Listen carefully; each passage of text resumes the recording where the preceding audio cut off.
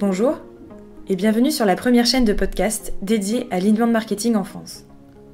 Lors de la première édition de l'événement Inbound Marketing France à Rennes, de nombreux experts venus du monde entier ont eu l'occasion d'échanger autour de ce sujet qui passionne de plus en plus de professionnels du commerce et du marketing en France. Si l'inbound marketing est un sujet qui vous intéresse, n'hésitez pas à vous abonner à cette chaîne YouTube et à activer les notifications en cliquant sur la petite cloche à droite de votre écran. Je vous laisse avec la suite. Très bonne écoute.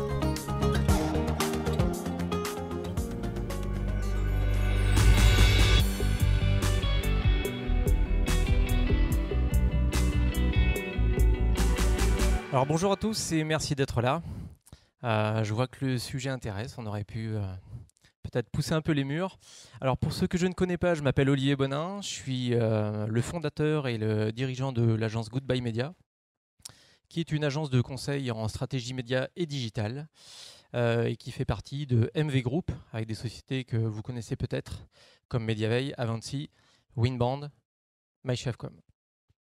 Ce que je vous propose aujourd'hui, c'est d'évoquer ensemble les grandes tendances et les grandes évolutions qui impactent les stratégies de communication d'aujourd'hui et de demain, et de tenter de vous éclairer sur le sujet, en tout cas à travers cette présentation. Donc ce que je vous propose, c'est de dérouler la présentation et d'avoir un temps de questions-réponses sur la fin. On est parti. Donc vous le constatez tous les jours, et on en a eu la confirmation avec Christian tout à l'heure, le monde change. Et le monde change rapidement. Les habitudes évoluent et les comportements évoluent fortement. On peut le dire aujourd'hui, tout le monde est connecté. Avec près de 4 heures par jour passées sur les médias numériques, on est connecté, mais avant tout sur le mobile. On est connecté partout, on est connecté devant la télévision, on est connecté au travail, on est connecté en vacances, on est connecté aux toilettes. Je vois que certains sourient, ça veut dire que je ne suis pas tout à fait le seul, si on est tout à fait honnête. Mais on a aussi le consommateur qui change, c'est le deuxième élément. Le consommateur change avec, hier, on avait des comportements d'achat que l'on connaît tous. Aujourd'hui, ce qu'on peut se dire, c'est que le e-commerce représente en 2016 8% des transactions en commerce de détail, avec 44% notamment sur le tourisme, ou encore 43% dans le secteur culturel, 16% sur l'habillement. On voit bien que ce sont des tendances qui évoluent et qui ont plutôt tendance à s'accélérer, avec aujourd'hui une évolution et une accélération du nombre de sites e-commerçants en France, avec plus de 200 000 sites e-commerçants en France en 2016. Alors l'internaute, le consommateur évolue, son comportement évolue. Aujourd'hui, comment ça se passe ? Il se renseigne, ça on sera tous d'accord, il fait ses recherches et on verra tout à l'heure de quelle manière ça a impacté le parcours d'achat. Il se renseigne sur Internet, il va se renseigner, il va regarder un petit peu les avis, il va se renseigner sur la qualité du produit, sur la qualité du service. Ou à l'inverse, il va aller en magasin physique, en point de vente. Il va aller tester une paire de chaussures pour confirmer sa taille, pour confirmer la taille du t-shirt, pour se faire un avis, pour toucher la matière, avant même de retourner sur le site Internet pour voir s'il trouve une offre plus intéressante qu'il a pu la trouver en magasin. C'est alors l'effet showrooming. L'impact sur tout ça, c'est le parcours d'achat, qui a lui aussi évolué fortement. Alors, on a le parcours d'achat initial, avant, on va en parler. Initialement, à la base de tout achat, on a le stimuli, qui peut être un besoin, une envie, un coup de cœur, qui est souvent issu des médias traditionnels, de la télé, ou encore d'une publicité dans les magazines, ou encore d'une conversation entre amis.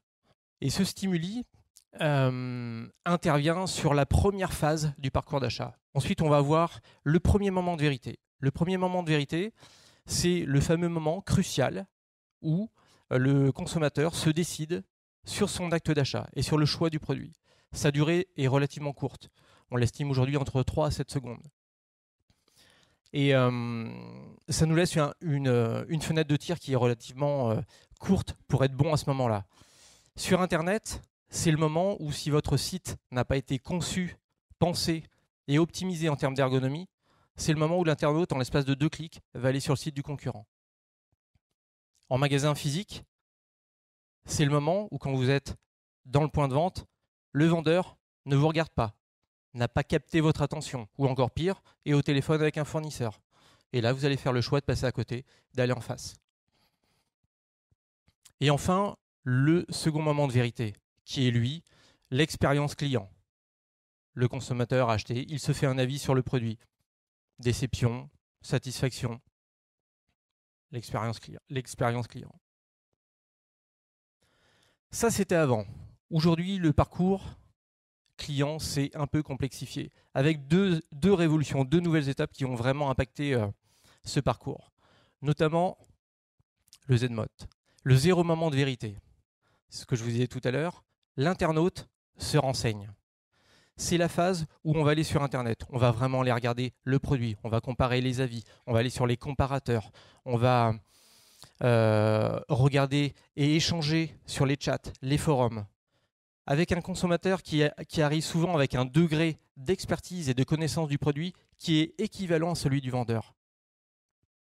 Et ensuite, on va voir la dernière phase qui est le partage d'expérience, qui, elle, intervient après l'acte d'achat, où le consommateur va évaluer le produit et va partager l'expérience qu'il a eue avec ce produit. Ça reprend ce que nous disait tout à l'heure Christian. L'expérience, c'est vraiment un des éléments clés. Et on voit bien que cette expérience va être partagée, relayée, amplifiée.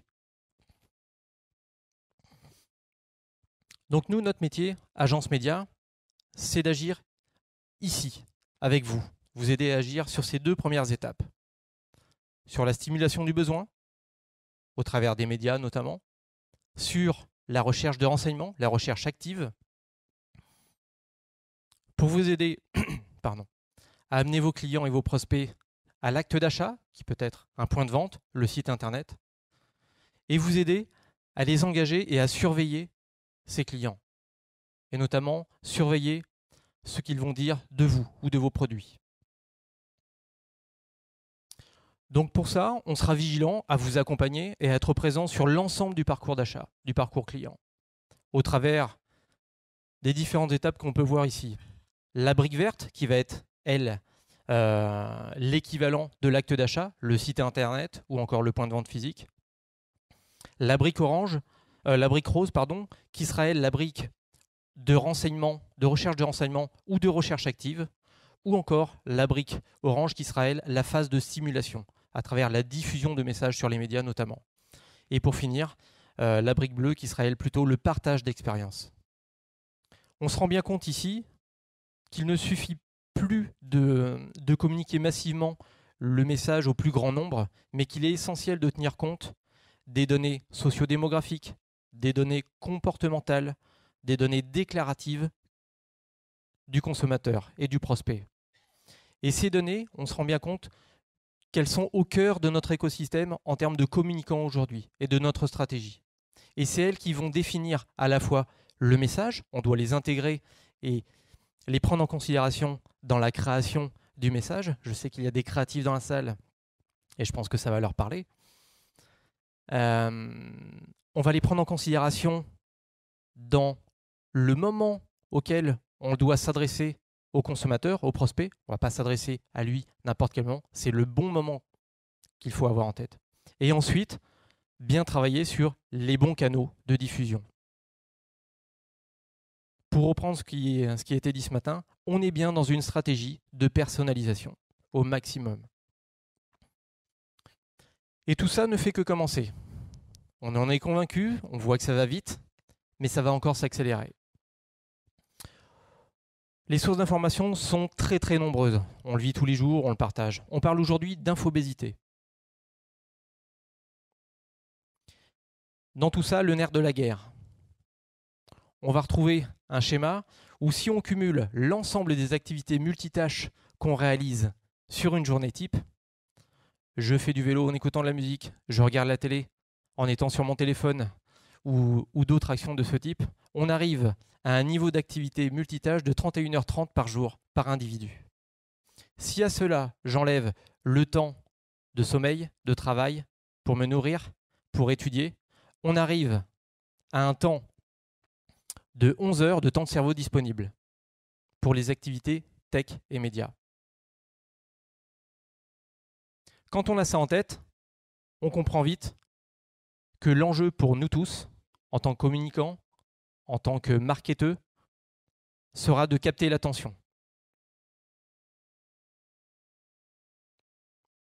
Alors pour ça, on va s'appuyer sur la puissance des médias.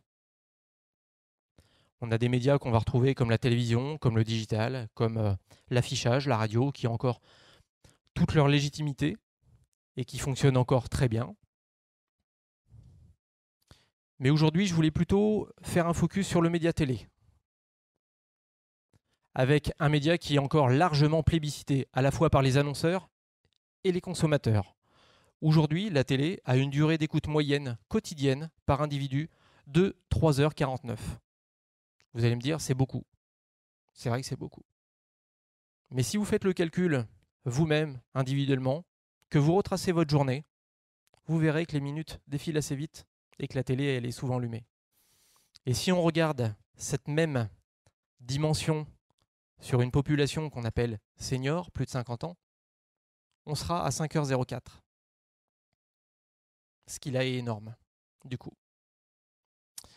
En France, un taux d'équipement de la télé, 94% des foyers.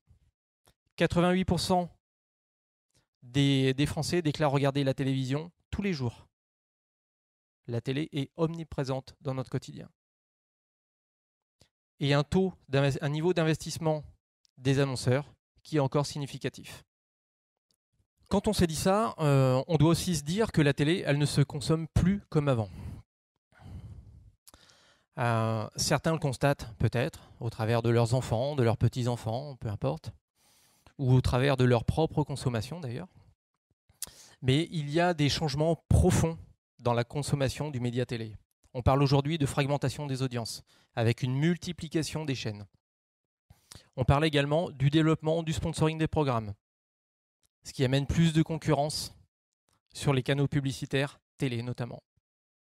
On va retrouver le phénomène de délinéarisation, où là, on voit bien que la consommation, elle est complètement différente. Aujourd'hui, on ne subit plus complètement, je dirais, le flux télé en se disant, ce soir sur France 2, il y a Maigret, je vais regarder Maigret. Non, si on veut regarder autre chose, on fait un coup de replay, on fait de la vidéo sur demande et on regarde à peu près ce qu'on veut. Voilà. Et enfin, une présence massive des pure players. Et en ce moment particulièrement, faites l'exercice, au lieu de zapper sur la pub télé, faites l'effort de regarder les tunnels publicitaires en ce moment. Vous verrez la proportion de pure players qu'il y a en télé en ce moment. C'est important. Ce qui était à peu près improbable il y a 5 ans, où on n'aurait jamais retrouvé un Google, un Boncoin, un Amazon présent en télé. Aujourd'hui, tous les pure players sont présents en télé. Parce qu'une fois qu'on a couvert, je dirais, l'ensemble du spectre digital, que l'on couvre 100% de la recherche active et que l'on a bien ratissé tout ce que l'on pouvait prendre sur le digital, on est bien obligé d'aller élargir les requêtes par le biais de la puissance des médias. On voit bien aussi d'autres changements de comportement. La réouverture ou l'ouverture de certains points de vente. Quand certains faisaient le choix de tout digitaliser, aujourd'hui, on voit des phénomènes où on a des stores qui reviennent en force. De nouveaux usages, toujours avec le multitasking. On a en France 44% des téléspectateurs, qui, pendant qu'ils regardent la télé, seront connectés sur leur ordinateur. Avec pour 56% d'entre eux, une action qui sera réalisée sur leur ordinateur par le biais du programme qu'ils viennent de voir. Sur la partie mobile, les chiffres qui déroulent avec 33% et 13%. On voit bien qu'on est en multitasking, qu'on est multi-connecté et que je dirais il existe une passerelle et des interactions entre le média télé et le digital. Une adaptation aussi des messages de communication, à la fois les annonceurs, les créatifs nous dirigent et nous invitent, je dirais, à plus d'interactions. Alors on va retrouver des créations où on va nous inviter à acheter en ligne, à télécharger des applications, à réserver en ligne, ou alors à aller télécharger des bons de commande, des bons de promotion, des bons promotionnels. Retrouvez-nous sur notre site internet avec moins 15%, avec un code promotionnel. Donc il y a réellement une envie et un effet drive to web. Justement, la première des conséquences, qui est plutôt positive en l'occurrence, c'est que vos campagnes télé auront un impact sur le web. Et on peut attribuer aujourd'hui l'effet et l'impact de vos campagnes télé sur votre web. C'est l'effet Drive to Web.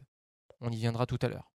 La deuxième conséquence, c'est que si vous voulez communiquer en télé, vous devez prévoir votre réceptacle, votre site internet, qui doit être conçu, pensé, optimisé pour recevoir l'ensemble des répercussions liées à la télé.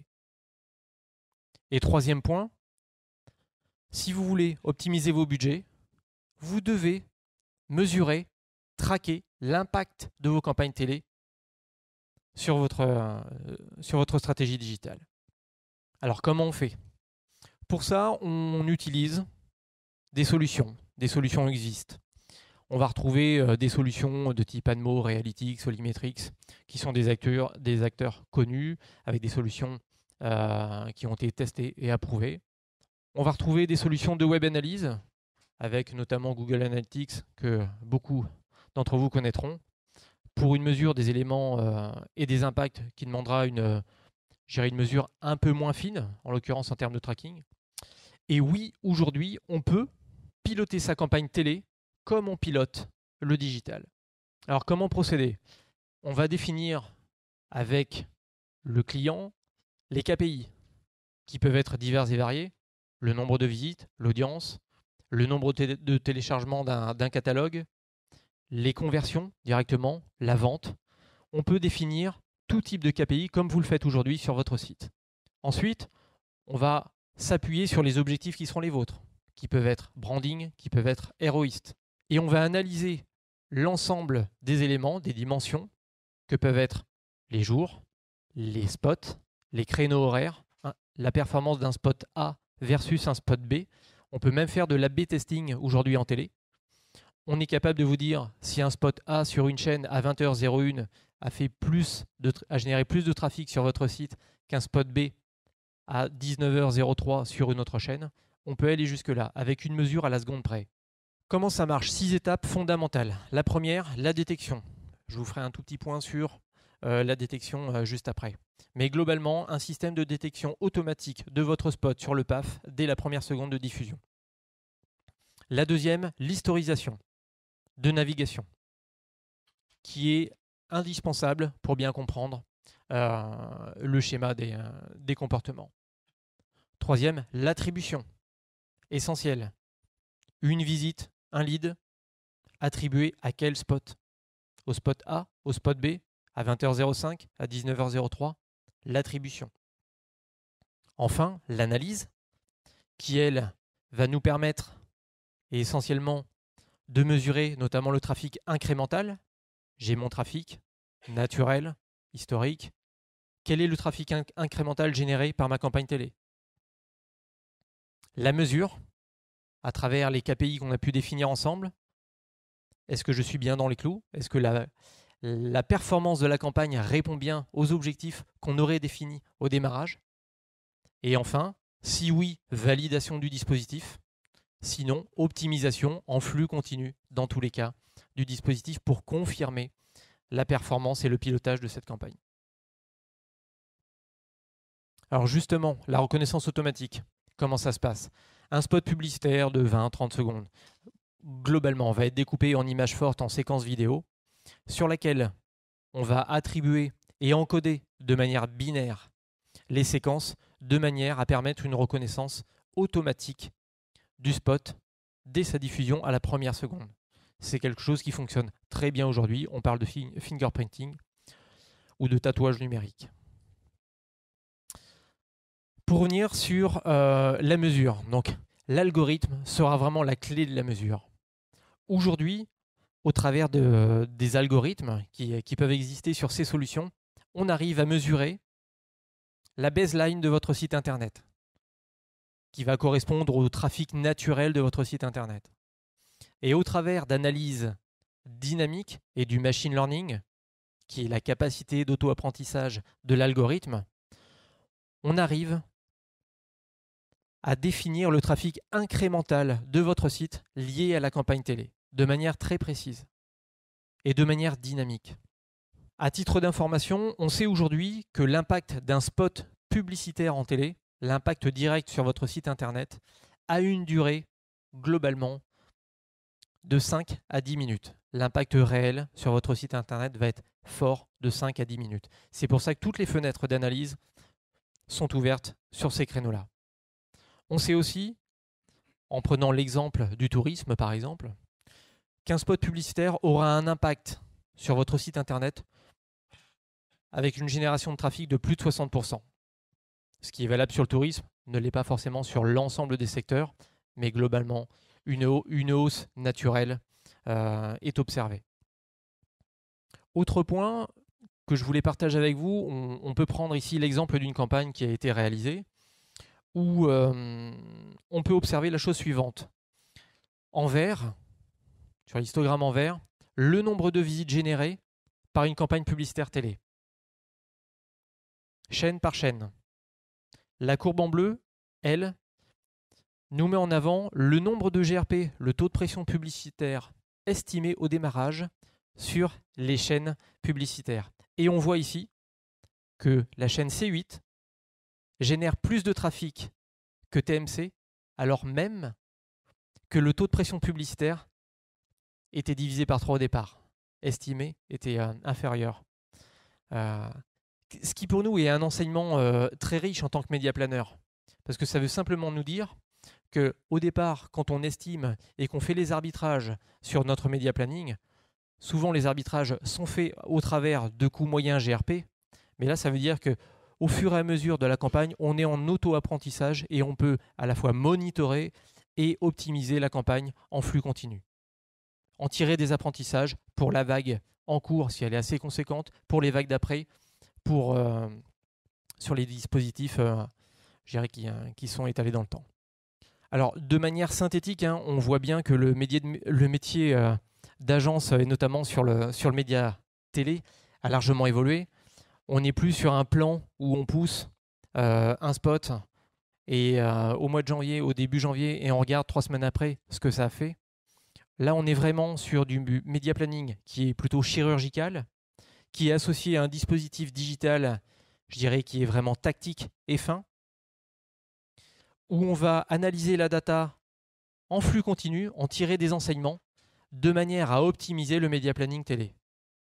On est vraiment dans un métier aujourd'hui où il y a du pilotage. Nous, sur certaines campagnes télé, l'optimisation du dispositif télé se fait au quotidien sur des dispositifs qui sont denses. Alors, c'est plus engageant pour nous, c'est plus de temps, mais c'est plus intéressant aussi. Et c'est ce qui fait que notre métier aujourd'hui est plus riche, et plus intéressant et plus porteur. Deuxième enjeu, capitaliser sur l'audience engagée. Une fois qu'on a mis tous ces moyens en œuvre, comment on fait pour capitaliser sur justement cette audience? Alors, la première chose, c'est de se dire qu'il va falloir booster chaque étape du parcours client. Je vais vous donner quelques exemples. Je ne vais pas tout vous dire, sinon c'est pas marrant. Mais quelques exemples. Une première idée, on peut imaginer synchroniser votre campagne télé avec votre campagne AdWords. Je sais que certains le font déjà. Quelque chose qui va vous servir donc à augmenter le trafic de votre site internet, générer plus d'audience. Deuxième idée, on peut aussi imaginer personnaliser le site internet au moment de la campagne télé. Vous avez un spot publicitaire qui dit « Retrouvez-nous sur notre site internet avec un code promotionnel ». C'est quand même pas mal si quand on va sur votre site, vous avez un beau pop-up qui incite et qui reprend les éléments du spot télé. La personnalisation. Troisième élément, le retargeting TV web. Retargeter l'ensemble, ou en tout cas les personnes qui ont été impactées par votre spot télé sur le web. Et d'autres stratégies comme ça. On peut aussi imaginer une stratégie qu'on appelle nous de guérilla. Vous n'avez pas forcément tous les moyens d'être présents en télé. Très bien. Peut-être que vos concurrents y sont. Pourquoi ne pas surfer sur le bruit de vos concurrents, le bruit média de vos concurrents? Synchroniser vos propres campagnes AdWords avec le dispositif télé de vos concurrents. Pour conclure, je voulais quand même vous mettre en perspective quelques limites de cet exercice qui nous semble en tout cas intéressant à évoquer.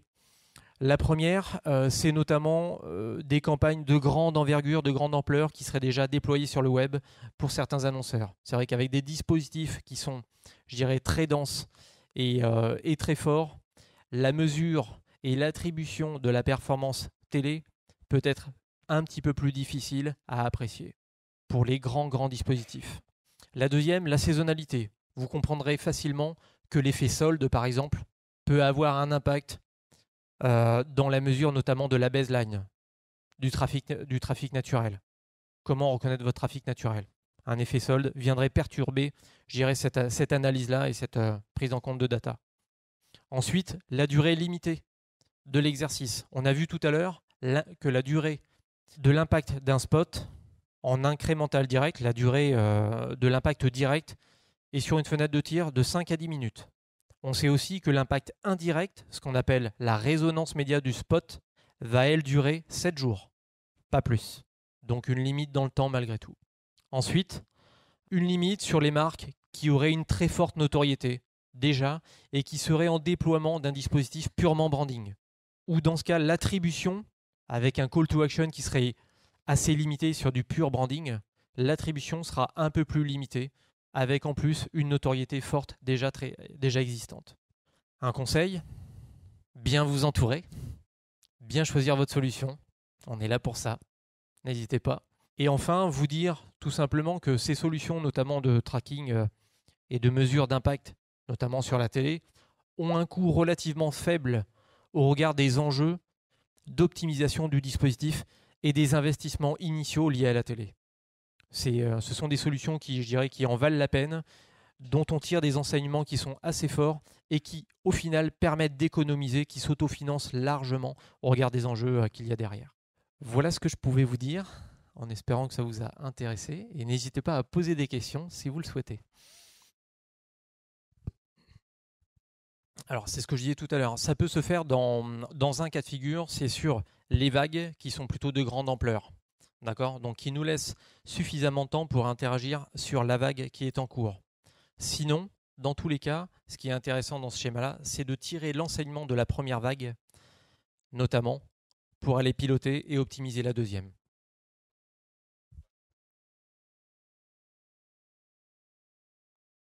Non, c'est quelque chose qui existe déjà, de la synchronisation de campagnes display en même temps que la télévision. Ah d'accord, l'achat télé en programmatique. Alors c'est un des grands sujets des diffuseurs. Certains freinent parce que ça va quand même chambouler clairement leur modèle.